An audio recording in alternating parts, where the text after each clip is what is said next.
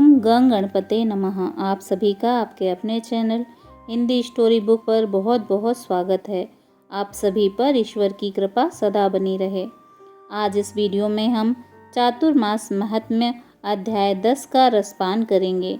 इस अध्याय में ज्ञान योग और उसके साधन और स्कंद स्वामी का सेनापतित्व और कौमार व्रत का वर्णन किया गया है। महादेव जी कहते हैं, जब शरीर में ममता नहीं रहती, जब चित्त अत्यंत निर्मल होता है और जब श्री हरि में भक्ति योग दृढ़ होता है, तब कर्म से बंधन नहीं होता। जब कर्म करते हुए ही मनुष्यों का मन सदा शांत रहे, तब योगमयी सिद्धि प्राप्त होती है। भगवान विष्णु को कर्मों के स्वामी जानो। उनमें सब कर्मों का समर्पण करके मनुष्य संसार बंधन से छूट जाता है।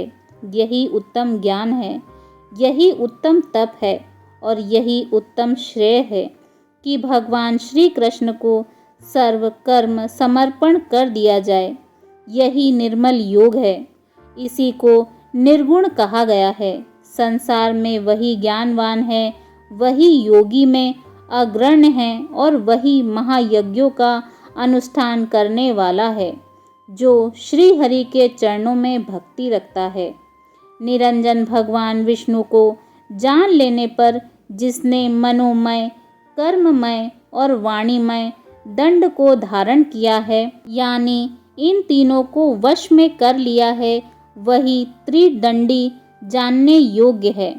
अज्ञानी सदा बंधनात्मक कर्म द्वारा बांधा जाता है। द्विजों को श्रुतियों और स्मृतियों के अनुशील से मोक्ष का मार्ग प्राप्त होता है। यह मोक्ष मानो एक नगर है जिसके 4 दरवाजे हैं। उन दरवाजों पर शम आदि 4 द्वारपाल सदा विद्यमान रहते हैं।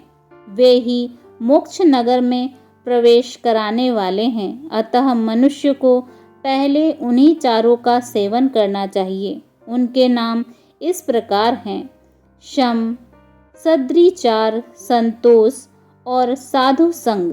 ये चारों जिसके हाथ में हैं, उसकी सिद्धि दूर नहीं है। भगवान विष्णु की भक्ति तथा उत्तम धर्म के आचरण से मनुष्यों को योग सिद्धि प्राप्त होती है।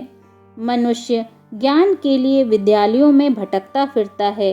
यदि कहीं सद्गुरु प्राप्त हो जाए तो उनसे तत्काल निर्मल दीप शिखा की भांति अर्थात ज्ञान की उपलब्धि हो जाती है। राग और द्वेष छोड़कर जो क्रोध और लोभ से रहित हो गया है, जिसकी सर्वत्र समान दृष्टि है, जो विष्णु भक्त का दर्शन करता है, जिसके हृदय में सब जीवों के प्रति दया भाव स्थिर है तथा जो सोच एवं सदाचार से युक्त है, वह योगी कभी दुख नहीं पाता। जो माया आदि के आवरणों से रहित तथा मिथ्या वस्तु से विरक्त है और कुसंग से दूर रहता है, वह योग सिद्ध पुरुष है। बुद्धि 2 प्रकार की होती है, एक त्याज्य और दूसरी ग्राह्य। संसार विषयक बुद्धि त्याग देने योग्य है और पर ब्रह्म के चिंतन में लगने वाली कल्याणमयी बुद्धि ग्रहण करने योग्य है। पार्वती श्री विष्णु का जो साकार और निराकार स्वरूप है, उसमें प्रतिष्ठित होने वाले इस अक्षर अव्यक्त अमृत एवं संपूर्ण तत्व को बताया गया है। इस प्रकार जानकर योगी पुरुष संसार बंधन से मुक्त हो जाता है। मनुष्य सद्गुरु के उपदेश से इस ज्ञान को पाता है। जब उसके ऊपर गुरु प्रसन्नचित होते हैं, तब मानो संपूर्ण विश्व प्रसन्न हो जाता है। जिसने गुरु को संतुष्ट किया, उसने समस्त देवताओं और पितरों को संतुष्ट कर लिया। गुरु उपदेश, भगवत प्रतिमा का पूजन, उत्तम विचार, शम में मन का तत्पर होना और ज्ञान पूर्वक कर्म का अनुष्ठान करना, यह सब मोक्ष सिद्धि का लक्षण है। द्वादशाक्षर मंत्र सब पापों का नाश करने वाला है। यह दुष्टों का दमन करने वाला और पर ब्रह्म की प्राप्ति कराने वाला है। देवी द्वादशाक्षर रूपी निर्मल पर ब्रह्म के स्वरूप को मैंने तुम से प्रकाशित किया है।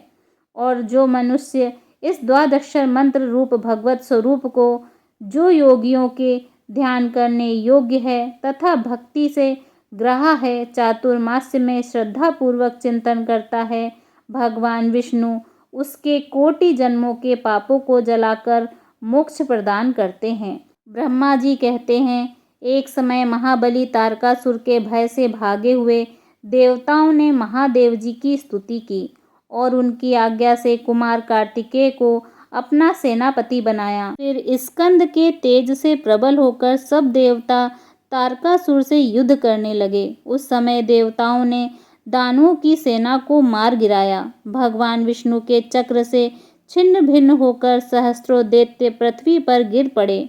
युद्ध में दानव सेना को नष्ट होती देख तारकासुर देवताओं का सामना करने लगा। देवेश्वर स्कंद ने बाणों की बौछार से उसकी सेना को शीघ्र ही तितर बितर कर डाला। तत्पश्चात भगवान विष्णु की प्रेरणा से कार्तिकेय जी ने शक्ति का प्रहार करके सारथी सहित तारकासुर को क्षण भर में भस्म कर दिया। शेष दैत्य तारकासुर को मारा हुआ देखकर पाताल में भाग गए।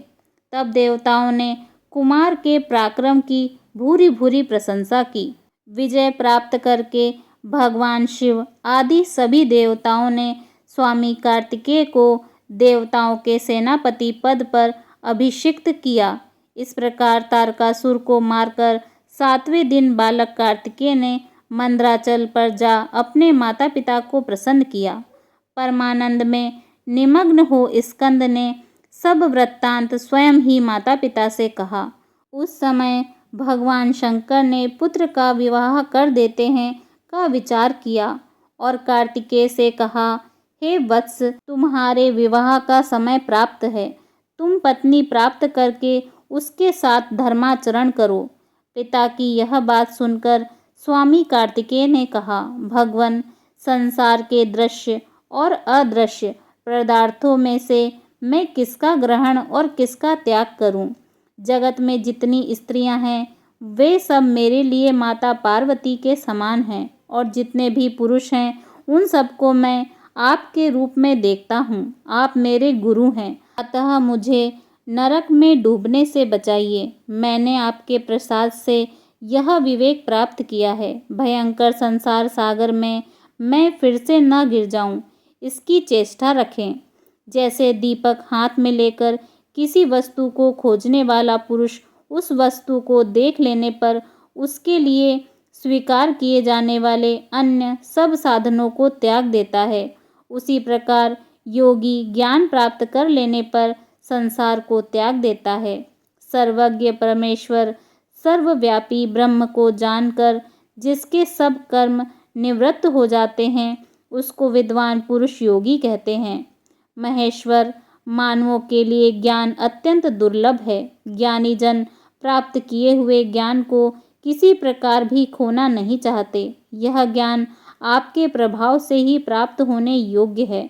मैं संसार बंधन से छूटने की इच्छा रखता हूँ, अतः मुझसे इस प्रकार विवाह आदि करने की बात नहीं कहनी चाहिए। जब देवी पार्वती ने विवाह के लिए बार बार आग्रह किया तब कार्तिकेय जी माता पिता को प्रणाम करके क्रौंच पर्वत पर चले गए और वहाँ परम पवित्र आश्रम में बैठकर बड़ी भारी तपस्या करने लगे। उन्होंने द्वादशाक्षर बीज रूप पर ब्रह्म का जप किया और पहले ध्यान से सब इंद्रियों को वश में करके 1 मास तक मन को योग में लगाकर ज्ञान योग प्राप्त कर लिया। जब उनके सामने अणिमा आदि सिद्धियां आईं तब वे उनसे क्रोध पूर्वक बोले, अरे, यदि अपनी दुष्टता के कारण तुम लोग मेरे पास भी चली आई तो मेरे जैसे शांत पुरुष का कभी पराभव न कर सकोगी। यह चातुर्मास का महात्म्य सब पापों का नाश करने वाला है। जो भगवान शिव अथवा विष्णु को अपने हृदय में स्थापित करके अभेद बुद्धि से उनके अद्वितीय स्वरूप का चिंतन करता है, उनके लिए शत्रु भी अत्यंत प्रिय हो जाता है। बोलिए भगवान श्री हरि विष्णु की जय।